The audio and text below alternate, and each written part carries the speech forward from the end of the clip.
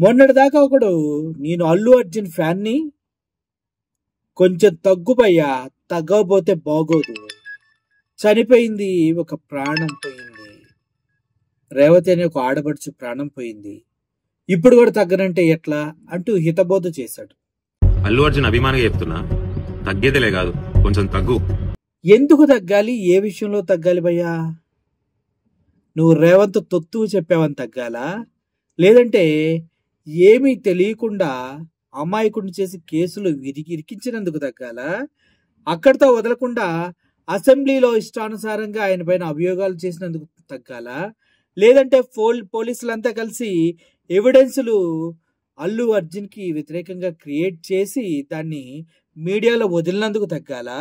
లేదంటే కోర్టులో ప్రజెంట్ చేయవలసిన ఎవిడెన్స్ని అందరికి ఎందుకు పంచుతున్నారని అడగాల? నీకు నిజంగా ముఖ్యమంత్రి ఎవరు తెలియదు? ఈ రాష్ట్రానికి ముఖ్యమంత్రి ఎవరు నీకు తెలియదా? ఇప్పుడు తెలిసిందా ఈ రాష్ట్రానికి ముఖ్యమంత్రి ఎవరు? నిజ జీవితంలో పుష్పరాజ్ నీ లెక్క ఎర్రచందన మమ్మీ రాలేదు.